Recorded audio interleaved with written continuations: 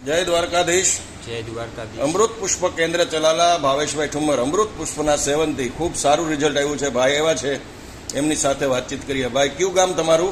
સાવરકુંડલા. તમારું આખું નામ જણાવો. ધર્મેશભાઈ ભરતભાઈ અટક. ખીમાણિયા. હવે આપ અમૃત પુષ્પ કોના માટે અને શું તકલીફ માટે લઈ ગયા હતા? મારા દાદા માટે. થોડુંક જોરથી બોલજો. મારા દાદા માટે લઈ. કેવડી ઉંમર છે ભગવાન? અંદાજે 75 વર્ષ. શું તકલીફ હતી? એને પેશાબ ઓછો ઉતરતો અને એટલે પેશાબની તકલીફ હતી. હા, અને બીજું? પેટમાં ગાંઠ જેવું. એના હિસાબે એને તકલીફો શું શું પડતી? અને ખાઈ ન શકતા. અને તકલીફો શારીરિક, આમ સ્ટેમિના, ઉર્જા, એ બધી તકલીફો કેવી હતી? બહુ જ હતી. એટલે પણ શું તકલીફમાં આમ તમારી રીતે ખાવું પીવું હાલવું ચાલવું? ખાઈ ન શકતા. હાલે તો શું સડવા મળે. આ પીડા કેટલા વર્ષથી ભોગવતા હતા ભાઈ? લગભગ તો 3 મહિનાથી આ પ્રોબ્લેમ ચાલુ. વધારે પડતી તકલીફ એટલે ટૂંકમાં ઘરે રહેવાનું પોઝિશન આવી ગઈ હતી, બરાબર? સૂતું જ રહેવાનું. હે? સૂતું રહેવાનું. પથારી વચ જેવું જીવન. હા. આ પીડા 3-4 મહિનાથી તકલીફો હતી. ત્યાર પછી આપણે અમૃત પુષ્પની કેટલી બોટલનું સેવન કર્યું ભાઈ? એક જ બોલ. એક બોટલનું સેવન કર્યા પછી જે પેશાબની તકલીફ હતી એની અંદર શું રાહત થઈ? 60%. અત્યારે પેશાબ અત્યારે આવે પૈસા. પેલા અટકી જતું. બીજી જે તકલીફોમાં શું રાહત થઈ? ખાવા પીવામાં, શ્વાસમાં? પેલા ખાઈ ન શકતા. બરાબર. અત્યારે કેટલું જમી શકે છે? અત્યારે અડધો રોટલો ખાઈ જાય. એટલે કમ્પ્લીટ ખાઈ શકે છે. Complete. પછી હાલવા ચાલવામાં જે શ્વાસ ચડતો હતો એ બધું અત્યારે કેટલું નીકળી શકે, ચાલી શકે છે? અત્યારે ચાલી શકે. આમ ઘરથી બહાર નીકળી બજારમાં જઈ શકે છે. પેલા ઘરે પથારીમાં પીડ્યું રહેવું પડતું. અત્યારે એનું કરતા થઈ ગયા. થઈ ટૂંકમાં. ગયા. પછી જે બીજી પેટની તકલીફ હતી એમાં? પેટની તકલીફ હતી, એમાં ગાંઠ જેવું હતું પેટમાં. બરાબર.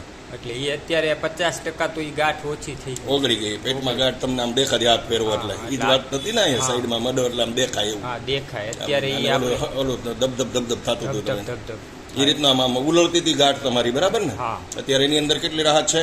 એની મારી પાસે 40 થી 50%. 50%. એટલે અત્યારે એ તકલીફોમાં ઘણી સુધારો નથી. ઓવરઓલ આપણે દરેક બીમારીની અંદર રાહત મળી.